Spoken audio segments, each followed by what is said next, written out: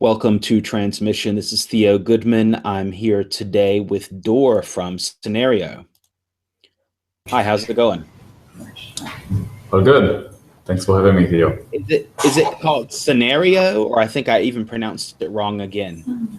So it's Synereo, and then the name comes from syn, which is as in synapse, meaning together or conjoined, and reo, which is ancient Greek for flow or to flow. So when you put them together, it's we flow together.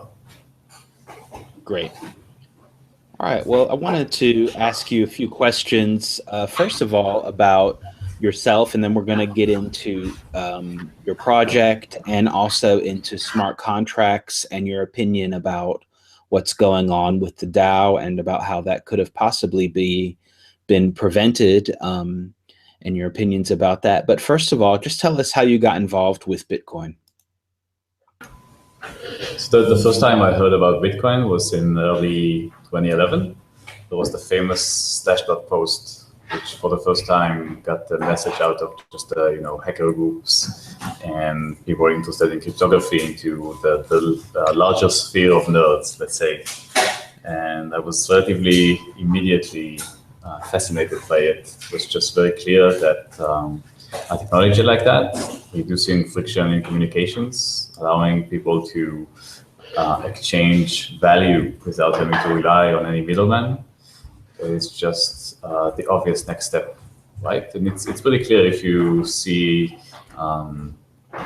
if you look at this trend all over the history of human progress, it's clear that whenever we come up with any sort of way to communicate with less friction, any way to move information around in a way that doesn't rely on middlemen and for which there are fewer bottlenecks, then it's taken up immediately, right? It causes a revolution in how we organize ourselves.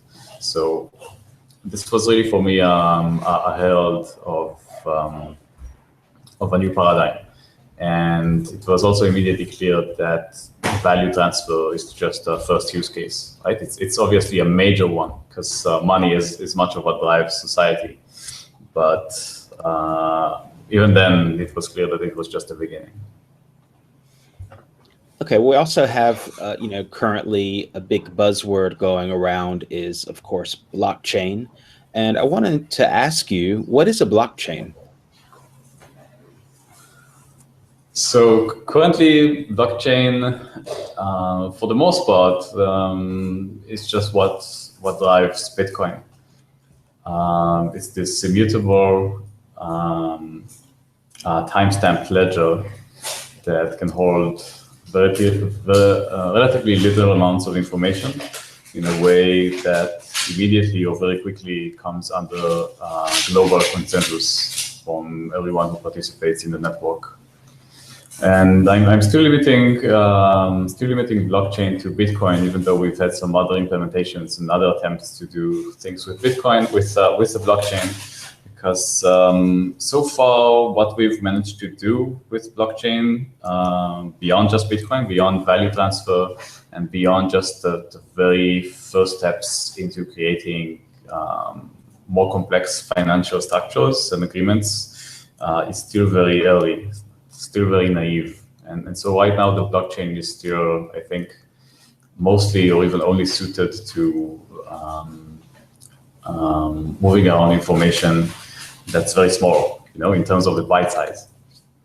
So the blockchain for me is this sort of first step towards being able to rely on completely decentralized mechanisms. It's more so an inspiration than the thing that I think will bring the revolution itself, but it certainly sparked or signaled this revolution. Mm-hmm. Okay, well, tell us about your project. What is it, and how can it help people? So this leads directly from what I just said, because really we think that we are pushing forward with what blockchain technology can do. And what we've tried to do really ever since Bitcoin emerged was to create all of the layers necessary to decentralize any application.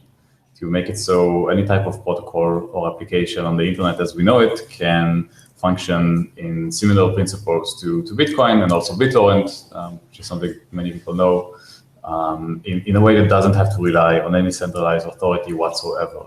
So in essence, beyond just allowing you to have this constantly updating ledger that's under consensus, essentially provide you with every function that the centralized server gives you right now, which is storage, computation, bandwidth, and when you talk about an entity operating this centralized server, there's also its function as a truth source.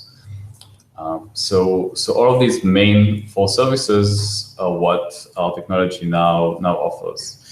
And through this technology, what we're trying to do is to create an ecosystem of applications that all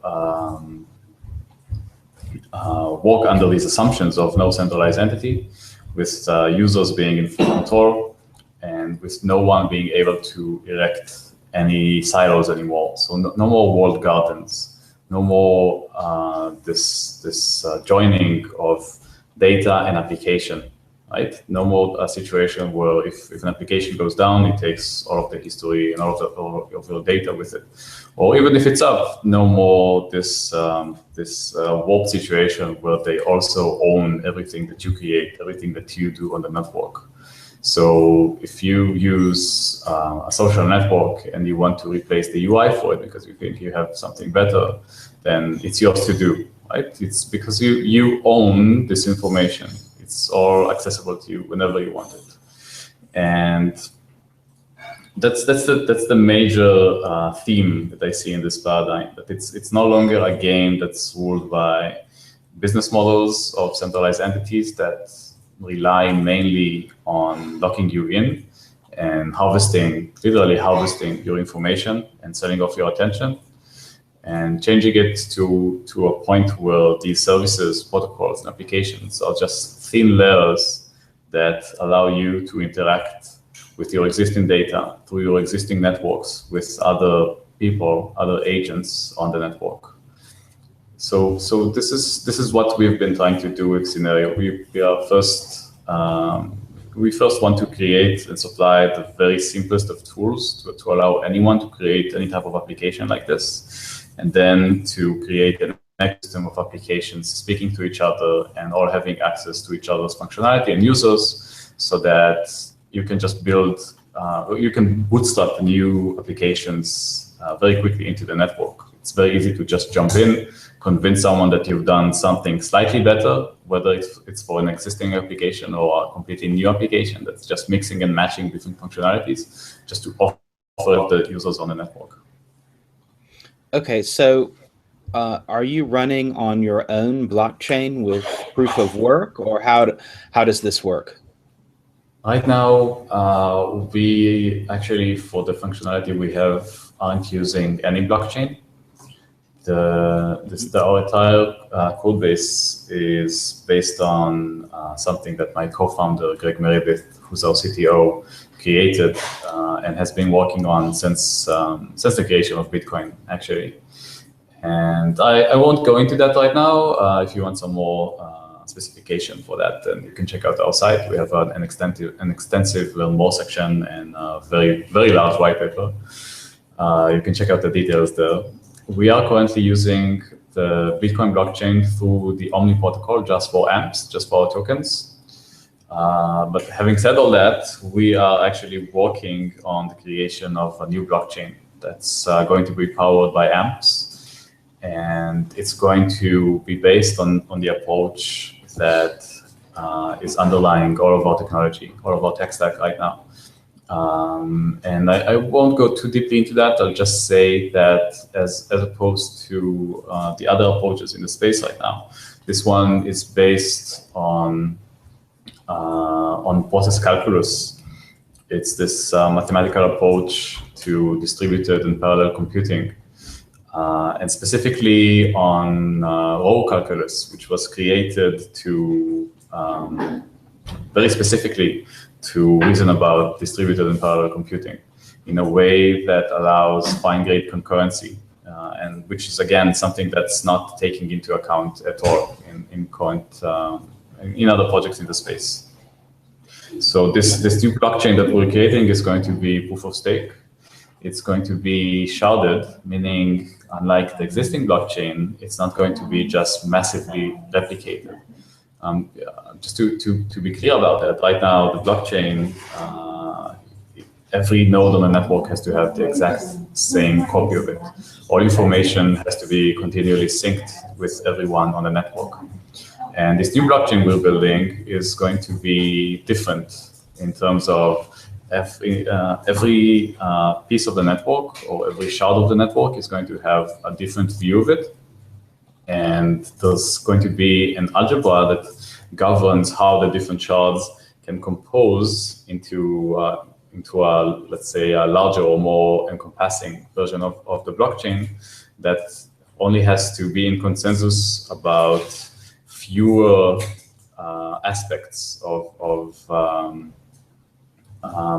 the information in the blockchain. So let's try to ground that into an example. So let's say I just upload a picture to my social network, to my distributed social network. Then it doesn't make sense for that picture to be hosted by people I don't have any knowledge about, or that my privacy settings won't even allow them to see that picture. And so what our blockchain allows is to just have this information spread to the areas of the network it's relevant in. However, if there's currency being traded, then that's something that you do want to create a global consensus around.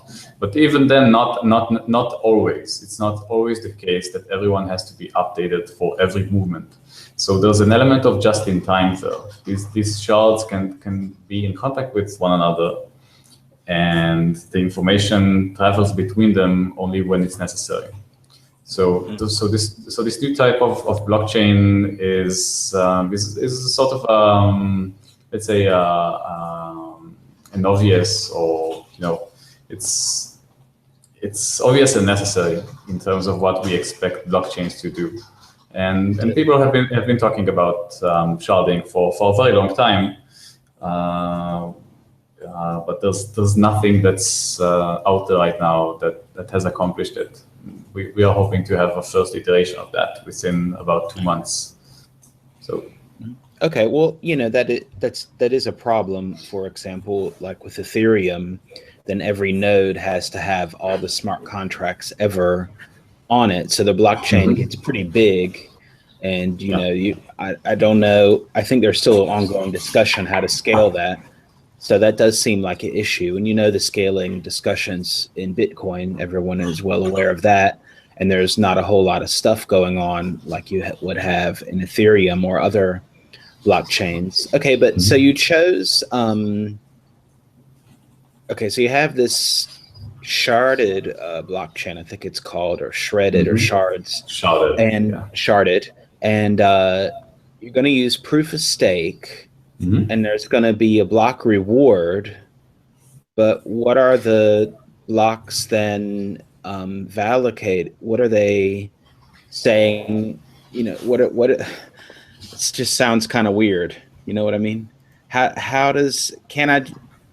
Why did you, first of all, how about this? Why did you choose proof of stake? Because what's going to prevent me from just buying a whole bunch of amps and then I can control the network? What's the reward I get for staking? So that's a great question. I first just want to address one other thing you said, which is about smart contracts having to be stored on the existing Ethereum network. It's not just storage. Right now, all of these contracts have to be executed, right, as well. It's not just that. So it's beyond just the storage. It's about a fuller distribution of the blockchain, of all of these mechanisms that allow us to communicate with one another in a peer-to-peer way without losing too many of the benefits or the order that's now created solely by centralized entities. So to answer your questions about proof of stake, this is the sort of question that's been asked for a long time now. Proof of stake has been around for a few years, for probably 5 years at this point, I think, since Peercoin was first launched. Yeah. And so I don't know if this is the place to really delve deeply into proof of stake. I should probably just mention that Greg has been working with Vlad Zamfir from Ethereum, and they have been, he's actually been the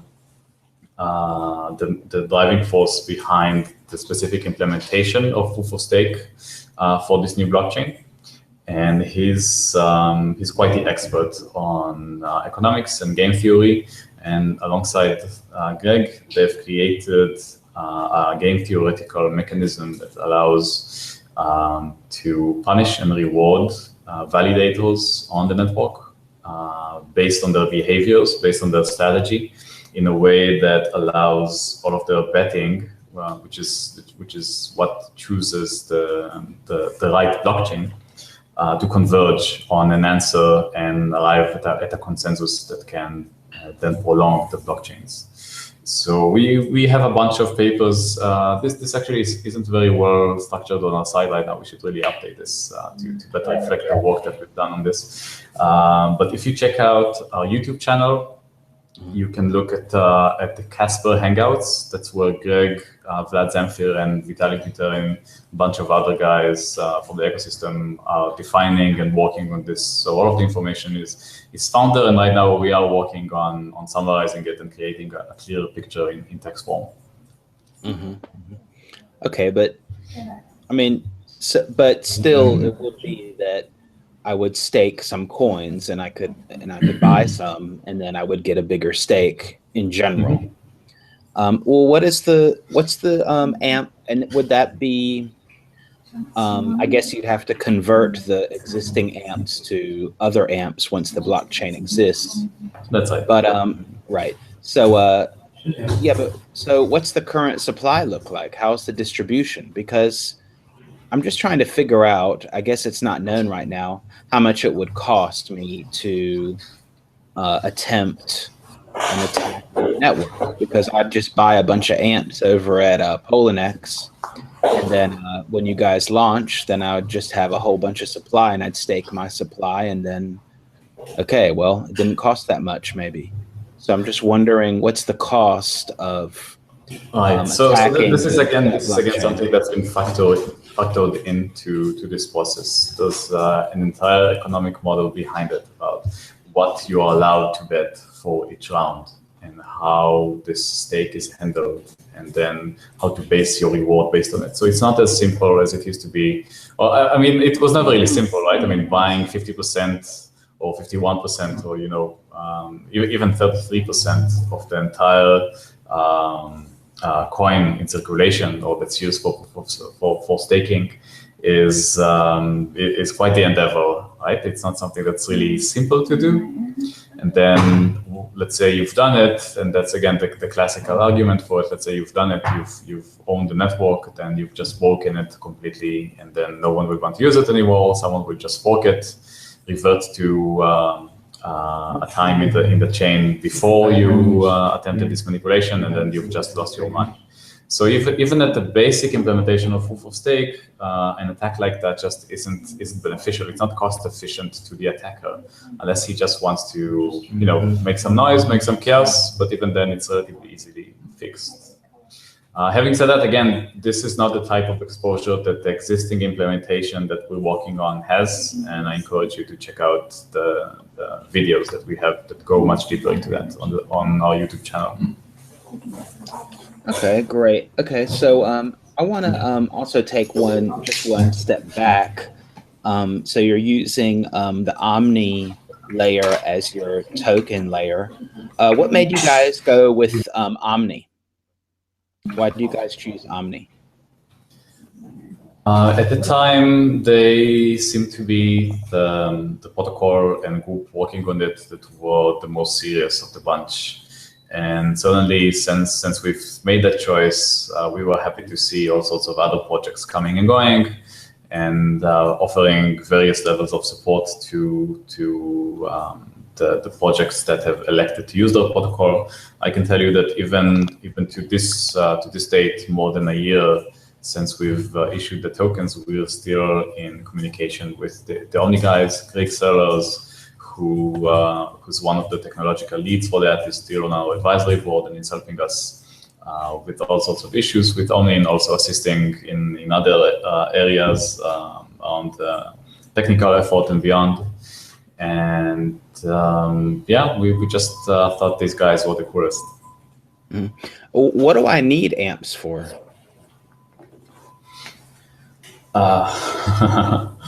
What do you need amps for? Yeah, what do I need an amp for? Mm-hmm. So let's divide this answer into 3 or into 4, with answer 0 and then answer 1, 2, and 3.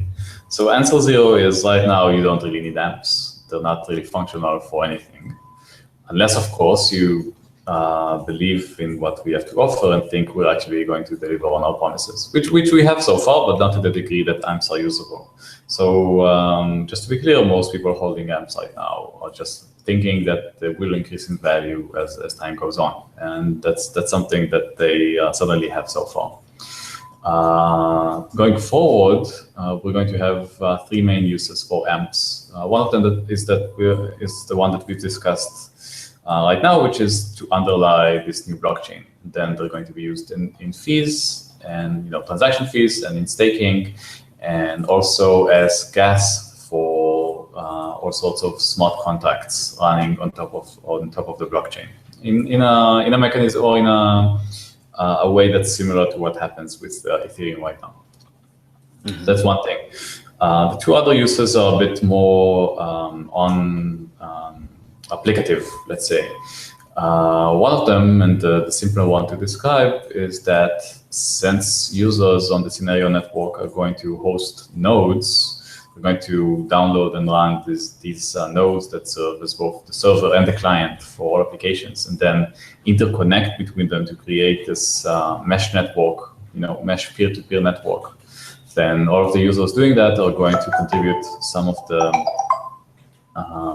the capacity of the hardware that we've mentioned before to form this decentralized cloud or decentralized server, meaning they're going to contribute some portion of the hard drive for data storage. They're going to contribute some cycles when the CPU is resting so that it can execute all of those smart contracts and generally underlie the applications. And they're going to contribute some of the bandwidth in a way that's quite similar to what we have if you run a BitTorrent client right now and you upload to others. And so just to create an economical model around it so that this is something that's sustainable going into the future, and especially as we cut our ties to the centralized networks, to the centralized data stores, then we are implementing a reward mechanism for that. So users are going to be compensated based on their contributions to the network with these resources, and also depending on how reliable the stores are. So it's really the same type of service that you would expect right now from the Amazon and Google clouds and the like, only it's going to be completely distributed. And likewise, the compensation is going to be distributed and letting users who function as this infrastructure for the network to reward and earn amps based on it. So that's the second thing. And the last one is the one that we actually published the first. And that's what Synereo is most known for right now, which is as part of the attention economy. So just for a brief overview of our entire stack that we've described so far, we have this new blockchain, new scalable and sharded blockchain. On top of it, we have a content delivery network and that functions as a storage layer.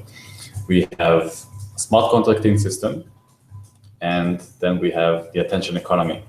The attention economy is what governs the flow of information and dictates the logic of this flow in the network without having to rely on any sort of eye in the sky that knows exactly who's talking to whom, who's friends with who, and doesn't have this infinite information about how all of this data has to be routed through the network. So the attention economy, and I won't go too deeply into that because again, this is all information that's on our site.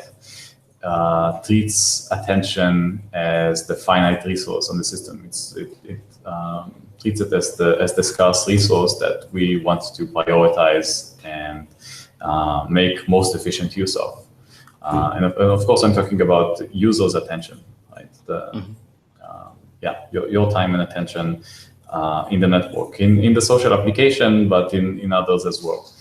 And so the main use of AMPs in that regard is to allow people to amplify any piece of information traveling in the network, and then give it an extra boost so that it can permeate to areas of the network that it otherwise wouldn't, based on just a standard or let's say organic reach. And so if I want to if I decide that my message is worth enough for me to invest tokens in, then it will just get a greater spread to the network, and then people who see it are going to be directly compensated with these AMPs based on the reputation they have in the network, which is part of the attention economy model. So I get paid for watching ads. So it's never about watching, and it's not just about ads. It's just the capacity. It's just in the capacity of an item that's been amplified or boosted, just showing up in your feed. Just placing it there at a higher priority is something that a user is going to be able to invest amps to achieve in your feed. It's not that you will have to view the ad or to interact with it in any way. It's just essentially to bring this piece of information to your attention. It's then completely your choice whether you want to watch it or to block all further communications from that, or to stop this option of being amplified from this specific person or this area of the network or altogether. It's always up to you. Okay. Isn't it? I mean, it does. I get it that we have valuable information that we're using so-called free services, and we're just paying with our data. That's definitely true, but why would I use that kind of social network? It sounds kind of hard for me to be social there. I have to pay for people to see my stuff. Oh, you don't have to pay. You never have to pay. Okay. And it's an added feature of the platform. Many users are going to use it forever without having to know anything about the attention economy or investing tokens in post. It's something that allows you extra degrees of freedom. It's an option that you have in the network. Right now, all of this, the attention economy is already functioning in Facebook and in other networks. It's just that in let's say a very capitalistic manner, Facebook capitalizes and completely hoards every user's attention. They put you through a very specific user experience to really harvest your attention and take all of the proceeds from that, all of the value that's generated by your participation and attention, and just profiting from it themselves. So if we design a network around this axiom that your attention is valuable, it's valuable to you and to your communities, to your actual networks, then the product itself is shaped differently. And you have control now in terms of how you want to direct your attention, how you want to influence others' attentions. And this is a tool that grants everyone in the network greater agency. Well, again, both in the personal level, in the communal level, because it's really a matter of having access to more of the information and then having more of the tools to create actions or behaviors that correspond to this information and can act on it, so that there's this continuous feedback loop that operates in your favor, that you can control, that you can guide. Mm-hmm. Okay, well, let's go to the another current hot topic, and that is the Ethereum DAO. And as far as I understand, you guys were, I don't know if I think that there's some articles covered it, and you guys made a paper about it, about how your version of smart contracts would have been able to detect the issue that the DAO had, and it has a lot, and you're blaming it a lot on the programming language of solidity. Is that correct? Yeah, that's correct. Though I wouldn't use the word blame here. Okay. It's we are trying to build something that's completely new that hasn't really been done before, and bugs and errors and security breaches are bound to happen, right? It's just our responsibility to well, first to be responsible with how we use our money. What we choose to trust in this very young ecosystem, these very young implementations, and then just be very cool-headed about it as we try to fix every error we find and come up with better solutions. So we did post this small academic paper, and then another one that's been posted right now just recently on the Merkle. Is an attempt to make this a bit more available to people who are slightly less technically inclined. I think we'll also try to do something that's even more of an Eli 5 type thing, just to get this really clear. But it's all based on this same approach that I mentioned earlier, stemming from Rho calculus and Rho lang, which is the smart contracting language that we have been working on. And I'll try to be very succinct here and again point to the article of the Merkle. It's also mirrored on our blog. You can find the link there.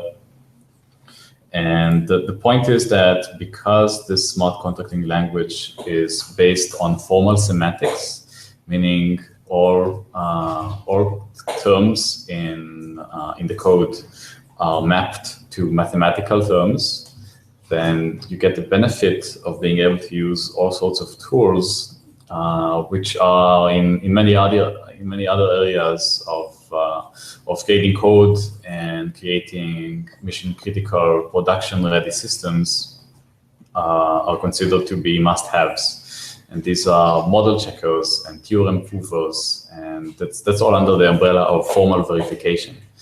And that's allowable because once you have this mapping to math, then there are many ways to reason about the code, again, mapped to math, which the programmer doesn't have to really worry about. There are just tools that let you, during compile time, check that the code that you wrote actually complies with what you intended it to do. This also involves another activity or another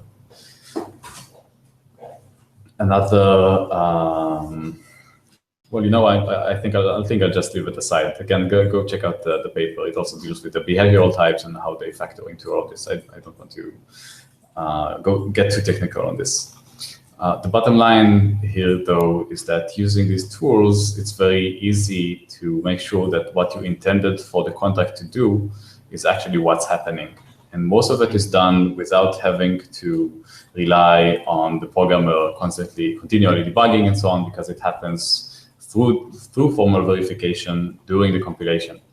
So what we've shown is that our toy version of the DAO that we've just created as a sort of an instructional instructive example, is that using this type of formal verification and relying on behavioral types, a smart contract like the one that the attacker used to create a reentrancy bug, or let's say a race condition attack, is something that the compiler would have just caught. So, okay, all right. So you're basically saying that the way that you guys have organized it, you can clearly see when you make a mistake when you're making the smart contract because of how you've organized the math, that it's lined up so that if you can see that it's going to do what you intended it to do. Because that's also one of the arguments of the attacker, is that he didn't do anything wrong. He just did just utilize something as intended. Exactly. Right. Exactly. So with these more powerful tools, we can define the intentions in a much clearer way. And so what you've just described is an accurate representation of what happened. But it's also worth mentioning that it's not just about the intention of the programmer or the intention of an attacker. It's that once you have these types in place and the formal verification around it to make sure that the intentions are properly encapsulated in the code, you can also create, let's say, high-level structures or what happens when you compose different smart contracts into larger structures. And then these structures can have all sorts of predefined types that only they are acceptable as input to this entire framework, to this entire ecosystem of interacting smart contracts. So that it becomes a sort of a prerequisite to code in some way. And that prerequisite prevents many of the standard bugs and attacks or security breaches that would otherwise constantly be there and placing this huge onus on every programmer of smart contracting to figure out himself without having to rely on this existing body of knowledge about types and how to prevent standard attacks and so on. So just by virtue of creating an economy, an ecosystem of smart contracts that learn from each other about the types, about how to create secure contracts, and joining this ecosystem, then you've already gained from the accumulated wisdom. You've already, and again, all through a workflow that doesn't really impede your programming, right? Because it just occurs at compilation. You've gained this extra trust in the system, both in your ability to create a working smart contract and in everyone, and trust from everyone else who's going to utilize this smart contract. Okay. All right. Well, is your language Turing complete, and is that necessary for smart contracts? And isn't that part of the issue with the Ethereum attack? So it is Turing complete. That's a very deep question you're asking, though. I think I refer to a blog post that we have. It's called On Social Contracts Part 2, that goes into a discussion of Turing completeness and how some of the issues that currently exist with Ethereum, namely the issues of halting and gas use and so on, can be solved by the same tools that I just described through relying on behavioral types. What is an example of a behavioral type? Like if I'm acting bad or good, or what do you mean by that? So that's a great question. Let's try to bring it down to earth. So the type of a simple behavioral type would be that if I write a program and it gets a request for withdrawing funds, it first and always has to consult its update mechanism, so that before it sends out funds, it knows that it actually has funds to send. It can be as simple as that, because in essence, what happened in the Ethereum attack was that the withdrawal function was really hammered. That's the race condition attack. Mm-hmm. And often it just allows the attacker to withdraw funds without first consulting with the update mechanism to see that it actually doesn't have any more funds to send out. It's really as simple as that. This attack that occurred on the DAO. Well, it's, I am simplifying it maybe slightly more than what happened, but in essence, this is what occurred. And so the type that would have been required to catch that bug, as we show in our paper, is really very simple, right? It's this very condition.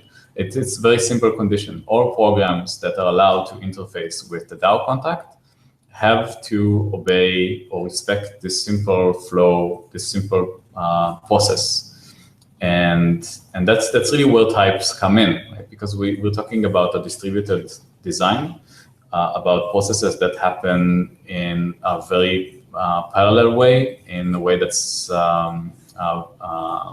it's not really deterministic, right? You can't predict what's going to happen in the chaos of a completely distributed system, and so you have to make all sorts of assumptions about when you can respect this non-determinism, where you can respect the parallel calls, when you can compose with other smart contracts and so on, and when the smart contract has to just act like a standard sequential machine.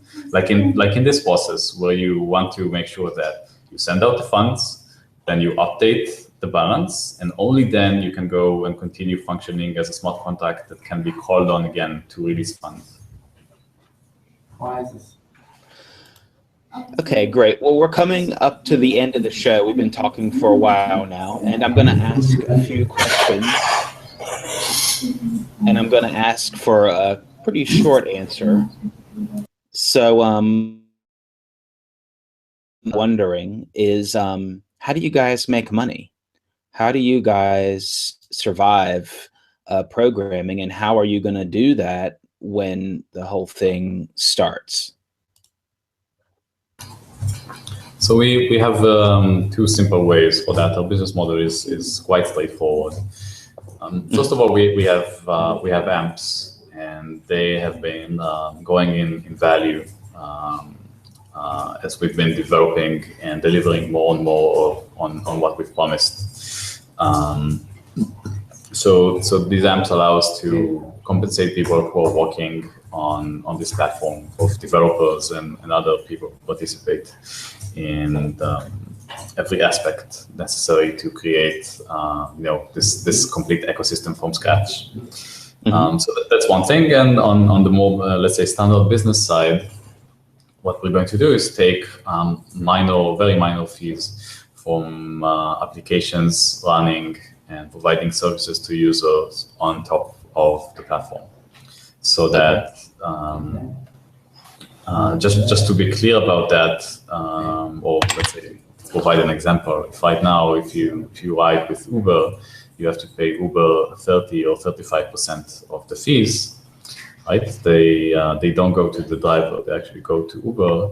Then on a parallel implementation on a completely decentralized network, you would pay something that's on an order of magnitude lower than that, or maybe even less than that, just to support the network and our ability to continue developing this platform. Okay. Do smart contracts in your system, do some of them need oracles? Well, that always has to be the case if you want to receive information from any sort of external source. Yeah, okay. I mean, it really depends. It's not that our smart contracts rely on oracles. It's that you can design smart contracts to rely on oracles. Okay. How does your system prevent me from bribing an oracle with a smart contract in order to defraud the other person in the smart contract? Right. So obviously, there's always going to be points of failure when you have to trust people, when you have to trust an oracle. Right. And that's actually, I'm glad you're bringing this up, because a major aspect of our entire thesis on decentralization is that you can't just throw trust in people out. And that's the other point we made with regards to the DAO as well, which is that when you want to, it's that smart contracts aren't this magic bullet to all of the issues that we have around organizing ourselves and choosing how to conduct ourselves both socially and financially. And we really believe that for a completely decentralized system to function well, there has to be reputation mechanisms in place. And when you place trust in any centralized entities like an oracle, or any person who acts as a mediator or curator for DAO, or any other use case where it's not just a very, very simple smart contract, counting something or accumulating funds, then trust in these people is still going to be required, but it's just going to be easier to enforce through smart contracts. It's really about taking some of the trust that you have to place in a person and implementing it in a smart contract, but it's not completely replacing the person with the smart contract, because the smart contract is never going to be able to have programmed in it all of the implications, all of the situations that it's going to be required to face. And until we have properly powerful AI, then the human brain is still required to be the one on the spot and to make decisions about changing circumstances. So the way I imagine it is that when you go into a smart contract that relies on Oracle or a group of oracles to provide you with information from the outside world, then you're going to factor into your decision-making process, about the risk that you are taking when investing funds into something, what the reputation of this oracle has been, and that depends on his identity, what sort of connections he has in his network, who's the people who trust it, how he's gained this reputation, and so on. And then you can make an informed decision about how much risk you see in investing in a smart contract, depending, also taking into account what the oracle has to lose from acting as a fraud and being found out. So this reputation mechanism, I'll just briefly say that it's part of our attention economy. It's what, I'll leave it at that, yeah. Okay, well, reputation system is part of it. I mean, I can also game the reputation system and just get people to, I can play that too, but okay. Of course, you can always game any system. Again, the issue here is that we're not creating some end or mechanism or some, Okay. It's about making it so that it's easier to trust the systems that we all rely on to organize our lives and societies. That's all. Okay. One last question. Why not just put all this technology into a box and make it centralized and then just have people communicate with it? Because I got to trust oracles anyway. So, then I'm just, all I'm doing is I'm just trusting your reputation as a company, basically. And I'll just communicate. Maybe you guys could build some kind of way to, port Bitcoin transactions in and out of it, or who knows what. So, and then, you don't have to deal with proof of stake. Don't have to deal with all that stuff. Right. So the point here is that you're not going to just completely forego relying on any centralized entity, even though in this case, I must mention that here we don't serve as a centralized entity. You can create interactions on this decentralized network without having to speak with us in any capacity, right? Beyond just running the code that we create, or you don't have to trust us or rely on us. And even then you can just port the code.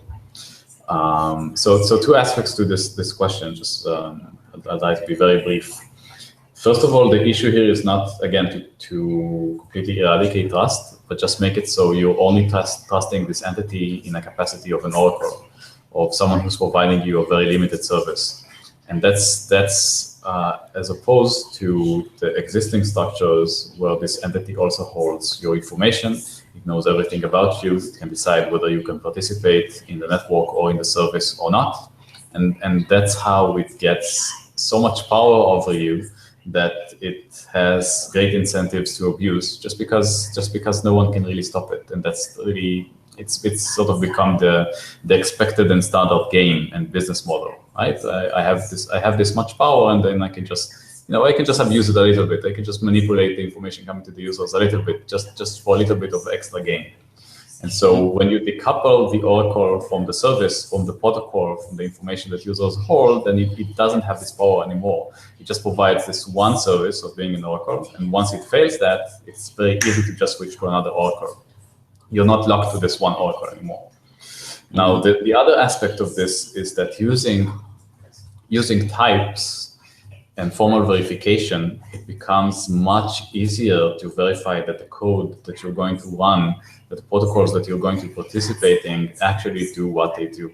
Because the same type of verification that the programmer does on his code to make sure that it does and complies with the stated intentions is what you as a user or developer or anyone who relies on this code can do as well. And that makes it much easier and less technically demanding to inspect code and make sure it actually does what it does.